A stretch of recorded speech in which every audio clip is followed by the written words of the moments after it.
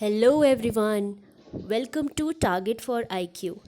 So, these are the important topics which we are covering in this administrative law series, and up till now we have covered uh, till natural justice, and today is the turn of delegated legislation.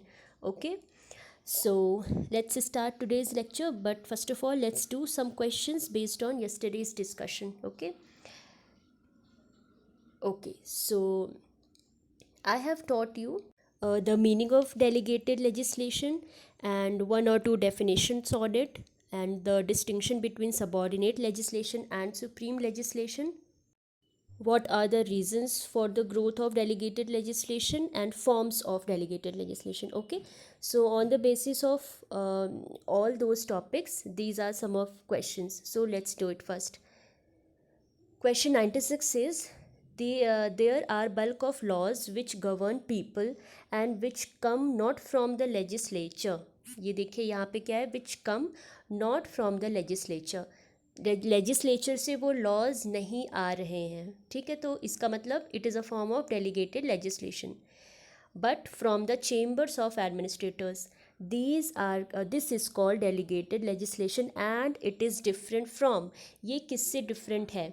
Qazi legislation, administrative rule making power, subordinate legislation या executive legislation. देखिए, इसमें अगर हम administrative rule making power की बात करें तो administrators ही तो इसको बना रहे हैं. ये क्वेश्चन में खुद ये टर्म दिया हुआ है, from the chambers of administrator. अगर आपको ये पॉइंट समझ में नहीं आ रहा है एग्ज़ाम में, तो भी आप क्वेश्चन से लेके समझ सकते हैं कि जब ये खुद बता रहा है कि from the chambers of administrators से कुछ लॉज बन रहे हैं, तो डिफरेंस में तो ये चीज़ नहीं आएगी, है ना. Third second is that subordinate legislation. तो सबॉर्डिनेट लेजिस्लेशन एक पार्ट है डेलीगेटेड लेजिस्लेशन का, तो ये भी नहीं हो सकता. एंड एग्जीक्यूटिव लेजिस्लेशन, ये एग्जीक्यूटिव्स ही हैं, एडमिनिस्ट्रेटर्स एग्जीक्यूटिव्स ही हैं, तो इसका एक ही आंसर बचा, that is quasi legislative action. ठीक है, तो इसका आंसर होगा A. Next is delegated legislation must be controlled.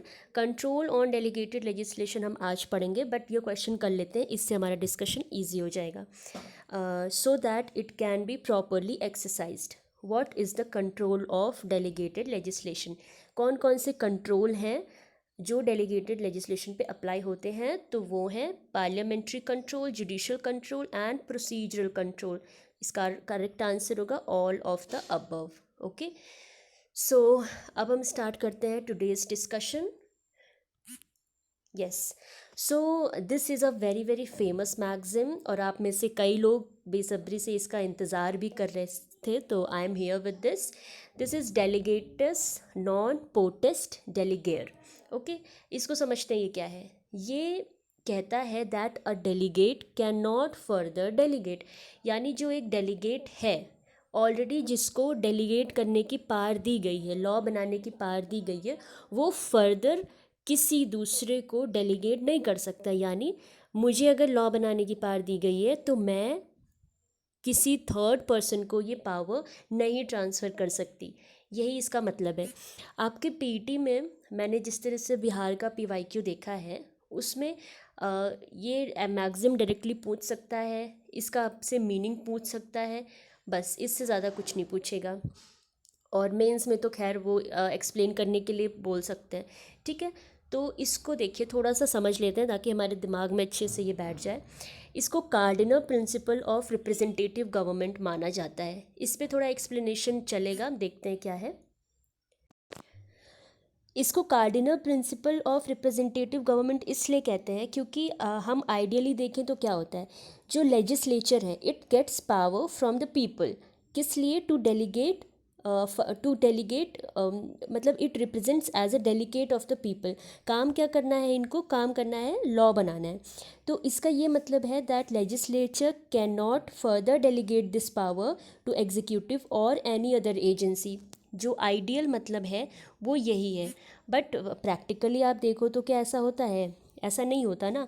अब क्या रीज़न्स हैं इसके पीछे, तो मैं रीज़न्स आपको कल बता चुकी हूँ, जैसे pressure upon parliamentary time, technicality, flexibility, experiment, emergency, complexity of modern administration, ये कई सारे रीज़न्स हैं. तो एक चीज़ आप ये और समझ लीजिए दैट डेलीगेटेड नॉन पोटेस्ट डेलीगेयर, ये थियोरेटिकल भले अच्छा लगे बट प्रैक्टिकली ये चीज़ फॉलो नहीं हो पाई। ये कंसेप्ट यूएस से आया था, ठीक है, बट वहाँ पे भी ये चीज़ फॉलो नहीं हो पाई और बाकी ऑल ओवर द वर्ल्ड तो फॉलो नहीं ही हो पा रही है। ओके, एक क्वेश्चन आपको याद होगा, मैंने पूछा था कि डाइल्यूटरी डॉक्ट्रिन कौन सी है, तो उसका आंसर आया था सेपरेशन ऑफ पावर।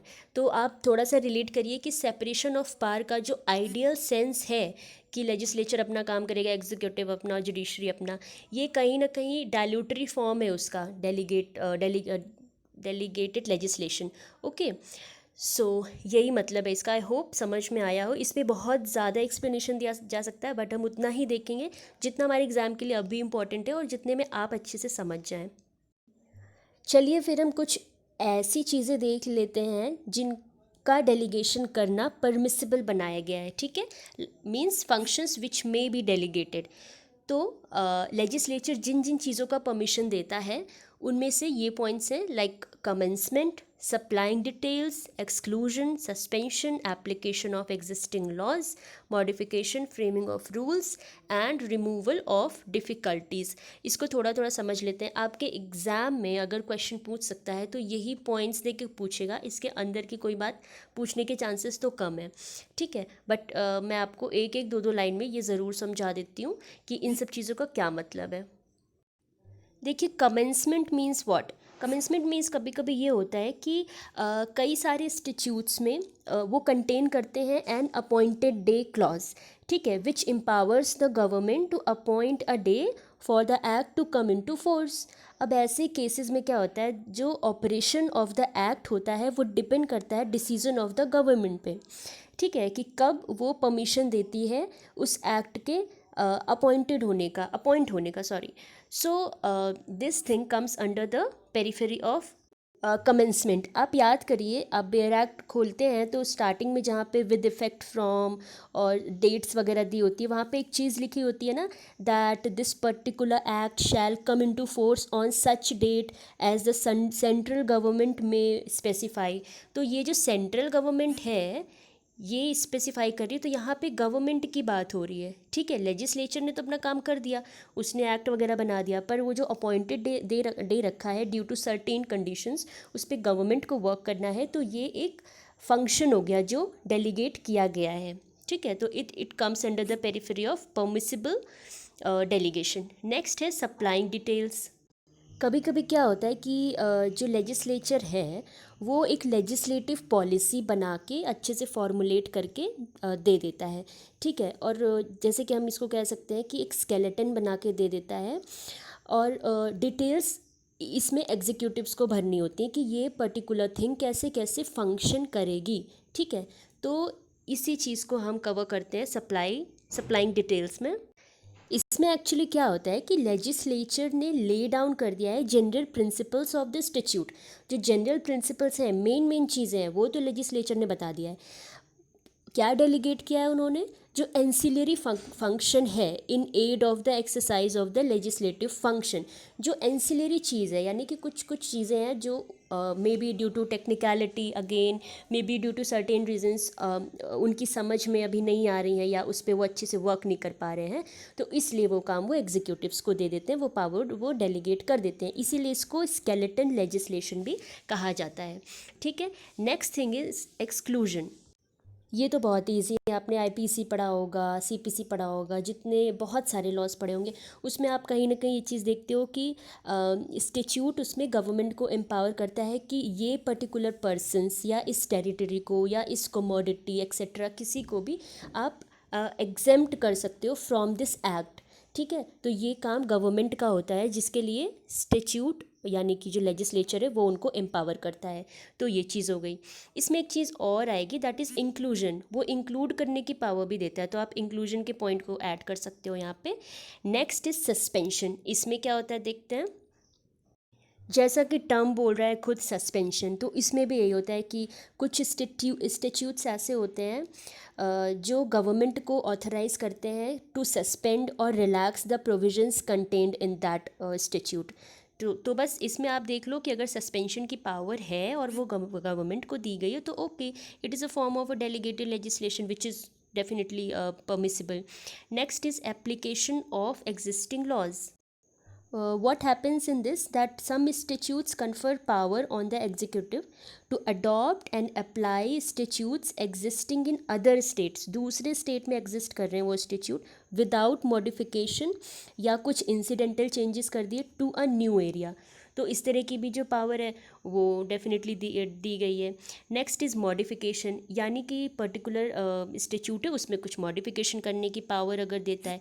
तो ये देखो आप ये इसके नेम से भी समझ सकते हो कि ऐसी कौन सी चीज़ है. रिमूवल ऑफ डिफ़िकल्टीज़, कि स्टेट्यूट ने भाई बनाया, सॉरी लेजिस्लेचर ने कोई एक इंस्टीट्यूट बनाया, उसमें कुछ ऐसी चीज़ थी जो उस पर्टिकुलर एरिया में ढंग से अप्लाई नहीं की जा सकती, तो अगर वहाँ की गवर्नमेंट चाहे तो उसको रिमूव भी कर सकती है.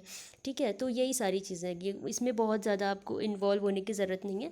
आप कोशिश करिए कि जो ये टर्म्स हैं इसी से इसको हम समझ लें. That's it, that would be sufficient as of now.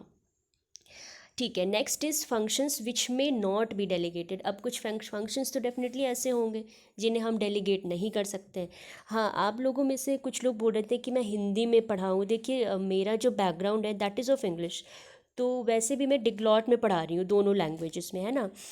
तो इसी वजह से पढ़ा रही हूँ ताकि हिंदी बैकग्राउंड के जो बच्चे हैं उनको डिफ़िकल्टी ना हो. बट जहाँ तक टर्म्स की बात है, जैसे डेलीगेटेड या फिर और भी सारे इम्परमिसिबल, तो ये सब जो शब्द हैं इनकी हिंदी ये मेरे लिए थोड़ा टफ होगा अभी. सो आई होप कि इतना तो आप अभी समझ सकते हो. I will try my best कि एक्सप्लेनेशन में मैं जितना हिंदी और इंग्लिश दोनों में समझा सकूं. ठीक है, so please try to understand this. ये मेरा बैकग्राउंड ऐसा नहीं है तो इसलिए मुझे इस चीज़ में समस्या है. ये जो पॉइंट्स हैं इसमें भी आपको बहुत ज़्यादा घुसने की ज़रूरत नहीं है. देखिए अगर कोई एसेंशियल लेजिस्लेटिव फंक्शन है, ओके ये स्पेलिंग मिस्टेक है, इसको ठीक कर लीजिएगा. एसेंशियल लेजिस्लेटिव फंक्शन, या रिपील करना है लॉ को, या मॉडिफिकेशन. देखो मॉडिफिकेशन मतलब कोई वाइड मॉडिफिकेशन कर दे, यानी कुछ ऐसा मॉडिफाई कर दो कि जो बेसिक पर्पज़ है लॉ का वो ही चेंज हो जाए. तो क्या ये पॉसिबिलिटी है? नहीं, ये चीज़ नहीं मिलेगी. एग्जेम्पशन, ओके लीनियंट एग्जेम्पशन का पावर है, बट आपको ऐसा नहीं है कि जो मर्जी आए आपने कुछ ऐसा एग्जेम्प्ट कर दिया कि जो एक्ट बनाने का पर्पस था वो ही बदल गया, तो ये अलाउ नहीं होगा. रेट्रोस्पेक्टिव ऑपरेशन वेरी इंपॉर्टेंट, कि अगर हमको बोला गया कि ये आज से अप्लाई होगा, ठीक है, मान लीजिए आज है 15 अगस्त, आज बोलते 15 अगस्त से ये चलेगा भाई, ये एक्ट लगेगा. लेकिन जो पर्टिकुलर स्टेट है वो बोलती है नहीं हम तो 1 जनवरी से इसको मानेंगे, तो ये स्टेट नहीं कर सकती. ये काम तो प्रॉपर लेजिस्लेचर का ही है. फ्यूचर एक्ट्स, इसमें भी नहीं कि आज कोई एक्ट बनाए और फ्यूचर में क्या कैसे करना है इस पर इसका काम एग्जीक्यूटिव करे, तो ये भी पॉसिबल नहीं है. ऑफेंसेस एंड पेनाल्टी, इसकी परमिशन भी उनको नहीं है. इन सर्टेन सिचुएशंस वो अपने स्टेट में अमेंडमेंट करके, देखिए आप देखते होंगे ना अब इसी में लेके आते हैं, तो वो भी एक लेजिस्लेटिव प्रोसेस है, अमेंडमेंट करके ले आ रहे हैं. लेकिन एग्जीक्यूटिव नहीं कर सकता ये चीज़ कि ऑफेंस कुछ और दिया है एक्ट में और वो अपने तरह से बना ले दूसरा, या उसकी पेनाल्टी को वो अपने हिसाब से चेंज कर ले, तो ये पॉसिबल नहीं है. ओके, अब कुछ टाइप्स ऑफ लेजिस्लेशन है डेलीगेटेड लेजिस्लेशन के अंडर, उसको देखते हैं. First is conditional legislation. ये क्या होता है? So as mentioned here, it is a statute that provides control but specifies that they are to go into effect only when a given administrative authority fulfills the existence or conditions defined in the statute. देखो इसमें भी बहुत ज़्यादा tough नहीं है कुछ, आप term से समझिए. कंडीशनल, इट मीन्स ये किसी चीज़ पे बेस्ड है, जैसे कि कॉन्ट्रैक्ट में होता है कंटिंजेंट कॉन्ट्रैक्ट. जब तक इसमें क्या होता है, जब तक ए नहीं होगा B will not be enforced. बस यही चीज़ यहाँ पे कि जब तक ये चीज़ नहीं होगी, ये पर्टिकुलर चीज़ नहीं होगी, हम इसको करने की परमिशन नहीं देंगे. तो इतना ही है. अब उसको कैसे लिखना है बहुत अच्छी फ्लेयर लैंग्वेज में, तो that is up to you. Okay, अब ये इस कंडीशनल लेजिस्लेशन को हम कंटिंजेंट लेजिस्लेशन भी बोलते हैं. इसकी 3 कैटेगरीज़ हैं. इसको समझते हैं, इससे ही ईजी हो जाएगा और समझना। Legislation is full and complete, legislation बना जो कि पूरा पूरा कंप्लीट है, कोई उसमें खामियां नहीं है, but leaves its future applicability to the executive authority. Future applicability इसमें कैसे क्या होनी है वो एग्जीक्यूटिव अथॉरिटी पे वो छोड़ देता है, यानी उसने वहाँ पे मेंशन किया हुआ है, ठीक है, कि हमारा सब कुछ कंप्लीट है, बट यस इन फ्यूचर आपको इसको कैसे एप्लीकेबल करना है अकॉर्डिंग टू योर स्टेट, आपके एरिया में क्या सिचुएशन है, आपके लोगों की क्या डिमांड्स हैं, इसको ध्यान में रखते हुए कैसे एप्लीकेबल करना है ये वो एग्जीक्यूटिव अथॉरिटी पे छोड़ देता है। तो ये देखिए कंडीशनल हो गया ना legislation. Next is legislation is enforced, enforce हो गया, but leaves the power of withdrawal to the executive. Withdrawal की पावर वो एग्जीक्यूटिव पे छोड़ देता है। विड्रॉल की पावर का मतलब देखते हैं क्या है।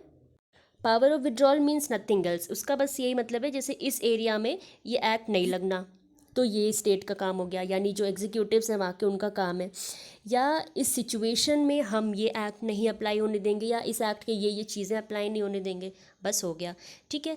Legislation leaves it to the executive authority to grant benefit of the act to one class, यानी किसी एक पर्टिकुलर, जैसे ए और बी दो क्लासेस हैं, अब ये दोनों सेम नहीं है, इनके कुछ डिमांड्स हैं, इनके कुछ डिमांड्स हैं, तो अगर एग्जीक्यूटिव चाहे कि इस क्लास को बेनिफिट दे और इसको नहीं दे, जो भी इनके कंडीशंस है without infringing there fundamental rights, तो ये चीज़ भी वो कर सकता है।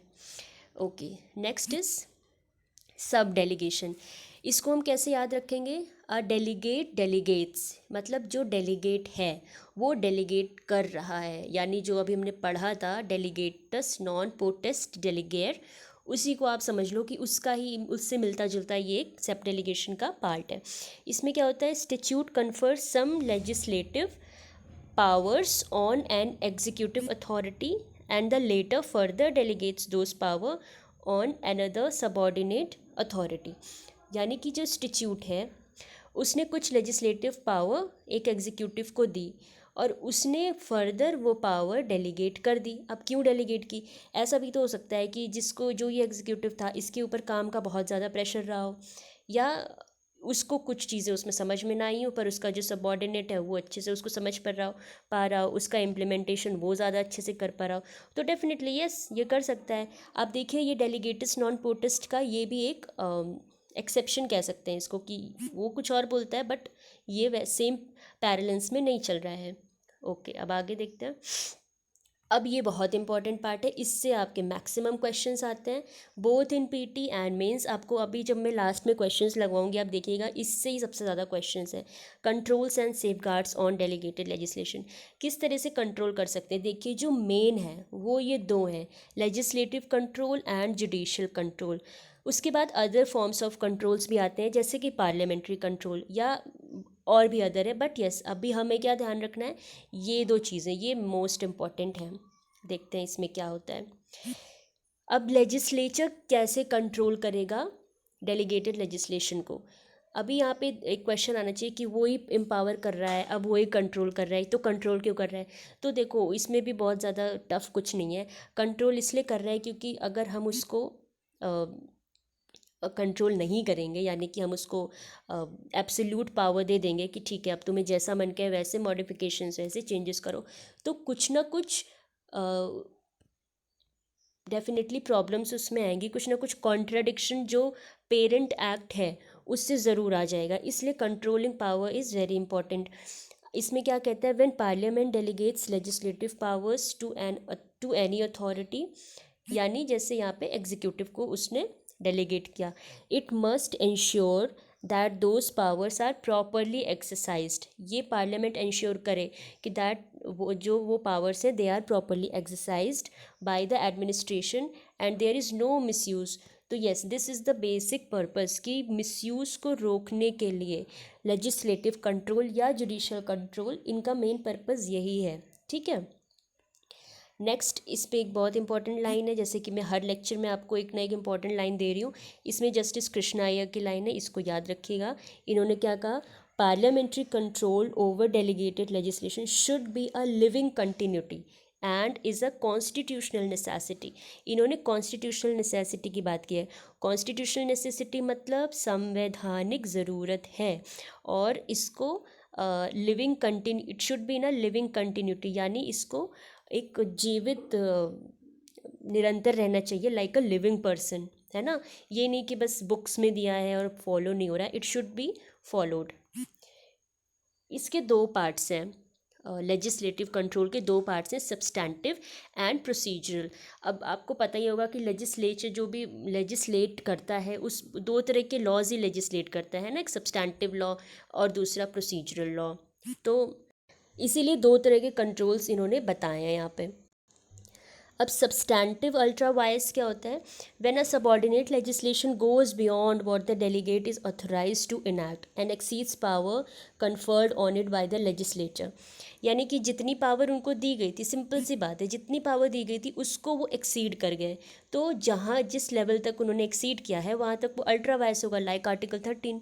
अ public authority can not act outside the powers, that is ultra vires. ठीक है, अल्ट्रा वायस का मीनिंग मैं आपको प्रीवियस लेक्चर में बता भी चुकी हूँ। तो आप अगर इसको इस टर्म को समझने में प्रॉब्लम है तो आप ज़रूर उसको रेफ़र करिए। ठीक है, next is procedural ultra vires means when a subordinate fails to comply with the procedural requirement, like कुछ ऐसी चीज़ें हैं जो आपको अब बुक्स में नहीं करनी, थियोरेटिकल नहीं करनी, जो प्रैक्टिकली आपको करनी है, और सबॉर्डिनेट फेल हो जाता है वो प्रैक्टिकल एस्पेक्ट कंप्लीट करने में। ठीक है, तो इसको बोलते हैं प्रोसीजरल अल्ट्रा वायर्स। इसकी दो रिक्वायरमेंट्स हैं, एक होता है पब्लिकेशन, सेकेंड इज़ कंसल्टेशन। देखिए, ये बोला जाता है कि mistake of law is no excuse, बहुत सही बात है, लेकिन अगर हमको पता ही नहीं चलेगा कि कौन सा लॉ बना कौन सा नहीं बना तो हम कैसे जानेंगे। ठीक है, इसीलिए आप देखते हैं कि न्यूज़पेपर में पब्लिश करा दिया जाता है, उसके बाद रिस्पॉन्सिबिलिटी ख़त्म हो जाती है स्टेट की, है ना। तो इसीलिए ये पब्लिकेशन है। और कंसल्टेशन मीन्स, कंसल्टेशन देखिए क्या होता है, इसको भी आप बिल्कुल नॉर्मल सेंस में समझिए। जैसे दो लोग बैठते हैं, कोई दो फ्रेंड्स बैठे, वो आपस में किसी मैटर पे कंसल्ट कर रहे हैं, कुछ बातचीत कर रहे हैं, तो क्यों करते हैं? To reach at a proper conclusion, एक अच्छे कंक्लूजन पे पहुंच सके कि okay this is the real thing. तो इसी तरह से यहाँ पे भी कंसल्टेशन किया जाता है। Next is judicial control which is also very very important. अब देखिए, delegated legislation is not beyond the scope of judicial review. Judicial review ही लग गया तो समझ लो कंट्रोल तो उस पर आ गया।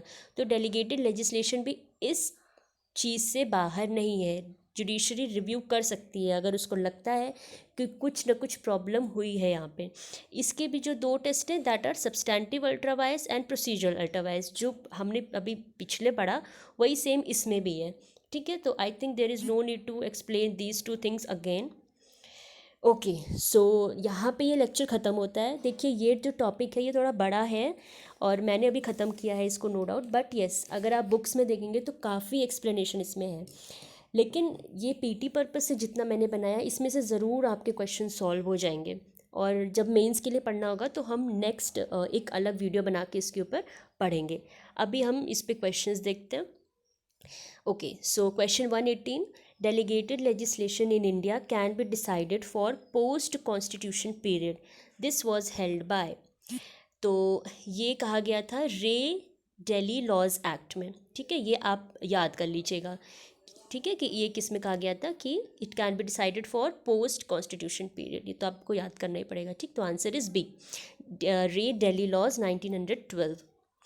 Next question is choose the function which can not be delegated. देखो आ गया ना, जो डेलीगेट नहीं कर सकते, यानी impermissible delegation under the administrative law. Power to give retrospective effect, appointed day और commencement day of the act, application of existing laws, suspension of operation to all और एनी ऑफ द। तो आप याद करो क्या क्या मैंने बताया था, उसमें से इसका आंसर क्या होगा। तो फिर एक सेकेंड, यस, सो इसका राइट आंसर होगा यस, तो इसका राइट आंसर है ए, है ना। हम रेट्रोस्पेक्टिव इफ़ेक्ट नहीं दे सकते हैं, बाकी तीन चीज़ें तो कर ही सकते हैं, लेकिन ये नहीं कि एक्ट 15 अगस्त से लगा है तो हम बोल दें कि 1 जनवरी से लगेगा। ठीक है, याद आ गया जी, तो यही है right answer. Next is what is the disadvantage in delegated legislation. इसके डिसएडवांटेजेस क्या क्या हैं? Okay, in case of gross violation of rights of the people, delegated legislation can be withdrawn, amended suitably without much delay. there are chances to misuse the powers which are given by Parent Act and thereby executive may enjoy more power than the parliament. अब एक minute आप ये B point देखो, chances of misuse तो 100% रहते हैं, तभी जो कंट्रोल है डेलीगेटेड लेजिस्लेशन पे वो दिया गया है ना, वरना क्या ज़रूरत थी कंट्रोल करने की। तो ए पॉइंट देखते हैं, in case of gross violation of rights of people delegated legislation can be withdrawn and amended suitably without much delay. So this thing is not actually possible. ठीक है, तो इसका आंसर ए तो नहीं है, ए नहीं है तो ये भी चला गया, डी भी चला गया, तो आंसर बचा इसका बी।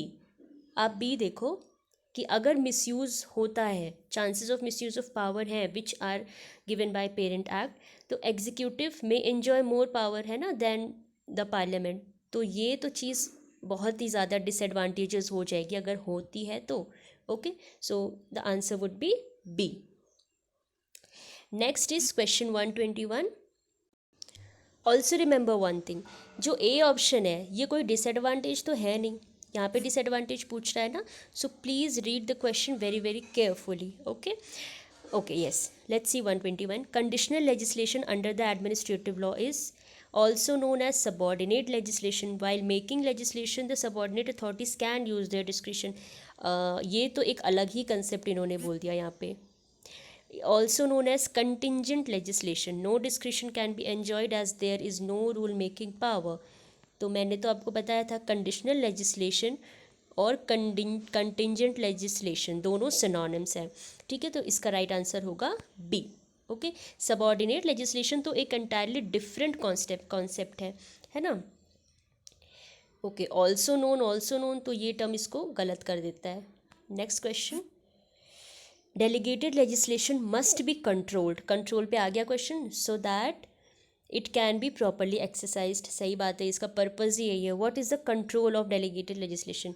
ओके, तो इसके ये 3 कंट्रोल है। ये क्वेश्चन मैंने इसीलिए पहले रखा था कि अगर आपसे सॉल्व हो गया हो तो वेल एंड गुड, अगर नहीं सॉल्व हुआ है तो अब सॉल्व हो जाएगा, तो that will enhance your confidence. Okay, the courts in almost all the democratic countries enjoy the power to decide the validity of the delegated legislation under the administrative law and apply the test. The above is related to which of the following? कौन सा test? Test of substantive ultra vires and test of procedural ultra wires, where the parent act itself is unconstitutional and delegated legislation is unconstitutional. यहाँ पे इसका जो right answer होगा, कौन सा test है जो अप्लाई होता है? हमने अभी क्या पढ़ा, कौन सा टेस्ट है? So it is the test of substantive ultra vires and test of procedural ultra vires. Okay, so इसका करेक्ट आंसर है ए। ओके गाइस, सो देखिए मेरे पास जो PYQ है, आपने पूछा था, मैंने बताया कि सिंगल्स की PYQ से मैं आपको ये क्वेश्चंस लगवा रही थी। देखिए, एडमिनिस्ट्रेटिव लॉ 2016 ऑनवर्ड्स ही स्टार्ट हुआ है इन बिहार। इसके पहले कॉन्स्टिट्यूशन ऑफ इंग्लैंड पूछा जाता था, इसलिए बहुत ज़्यादा क्वेश्चंस तो हमारे पास नहीं है। यस, अगर बिहार की कोई अलग से आपके पास बुक हो जिसमें क्वेश्चंस हैं तो आप उसको सॉल्व करिए, कंसेप्ट्स हमारे धीरे धीरे कवर ही हो रहे हैं। ठीक है, तो that will help you. But PYQ में जितने क्वेश्चंस दिए हुए हैं वो सारे मैं आपको कवर कराने की कोशिश कर रही हूँ along with the topic. So here हमारा डेलीगेटेड लेजिस्लेशन भी ख़त्म होता है। और गाइज, अगर ये वीडियो आपको समझ में आया है तो आप मुझे प्लीज़ कमेंट करके बताइए, क्योंकि ये थोड़ा सा हट के टॉपिक था। और अगर कोई ऐसी चीज़ है जो नहीं समझ में आई थी तो आप उसको कमेंट सेक्शन में पूछ सकते हैं, मैं नेक्स्ट वीडियो में ज़रूर सॉल्व करूँगी। ठीक है, तो अगर ये वीडियो आपकी हेल्प कर रहा है तो please be in touch and subscribe the channel. Next video में हम नेक्स्ट टॉपिक कवर करेंगे, तब तक के लिए bye bye and all the best.